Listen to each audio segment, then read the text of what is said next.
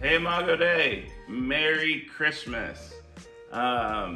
It's we are not able to meet tonight because there is a broken boiler, and so there's no heat in the sanctuary.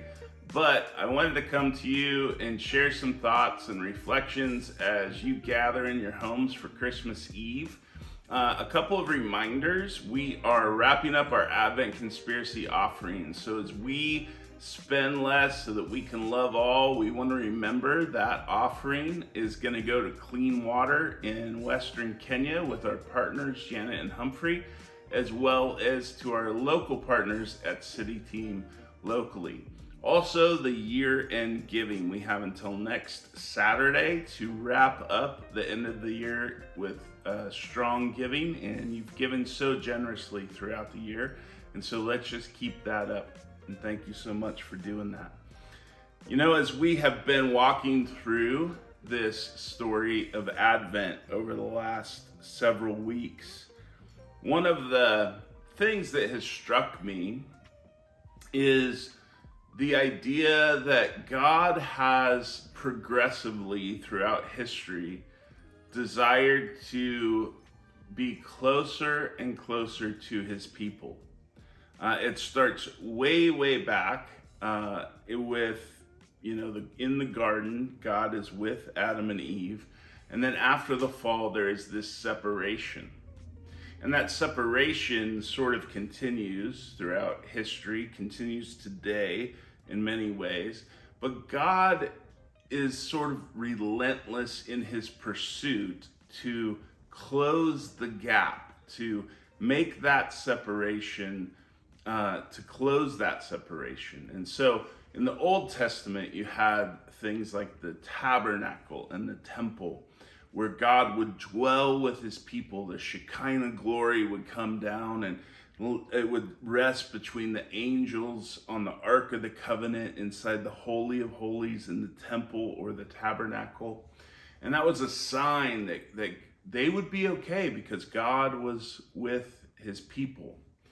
And when the temple was overthrown, the question was, when would God return? When would God once again be with his people? And the prophet Isaiah, several hundred years before Christ came, began to speak, the virgin will give birth and you will call him Emmanuel, which means God with us. And so it was full of hope, and that separation that exists between God and his people would be no more.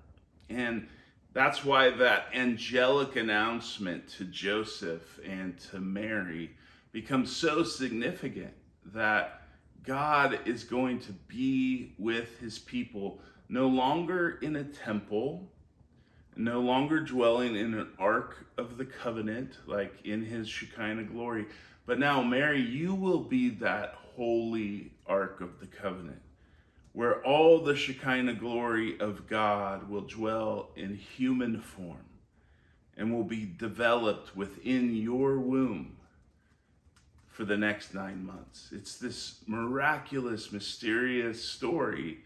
And this teenage girl says, yes, let it be done to me according to your will. And that begins this story where God becomes with us. That story of separation is over, right?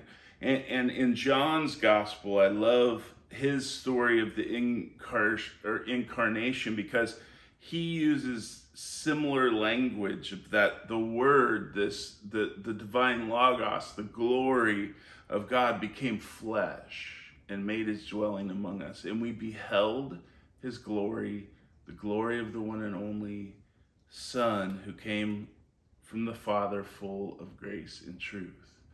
And it's this picture that there is no longer a separation, that God has come not just near, but actually into our own humanity, into our own experiences, into our own pain, into our brokenness, into our frustration and anger, into our disease and loss, and even into our death.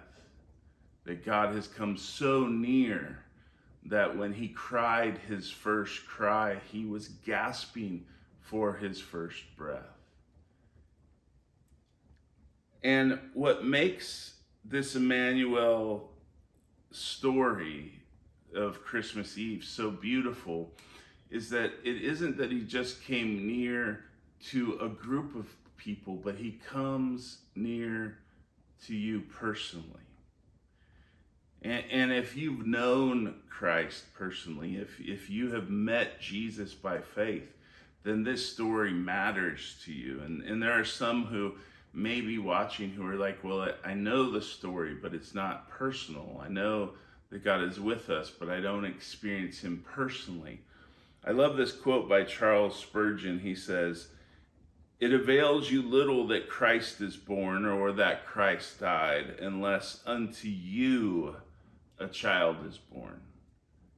And for you, Jesus bled." And it's this idea that God with us, Emmanuel, came not just to a people, but also to a person, and to each one of us individually and specifically, which is a profound thing to think about.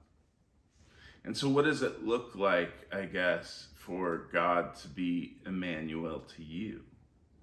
What is that separation between you and God today that Jesus has come to dissolve, to close the gap, to come near and to be with you? It could be loss, it could be pain, it could be unbelief, it could be all of these other things. It could just be, pride and apathy.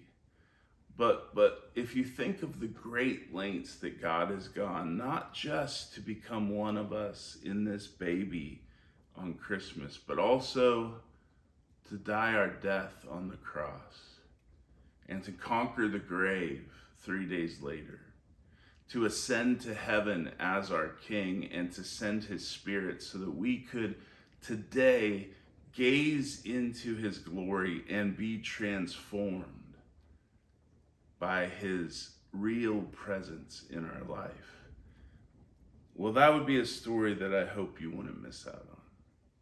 And so what it looks like perhaps for some of us today would simply be receiving the gift of Jesus. And the easiest way to do that is just think about how your kids unwrap gifts tomorrow morning, right? You don't have to walk them through it. You don't have to give them instructions. They just are so stoked that they rip the paper off and they are excited to have what is there.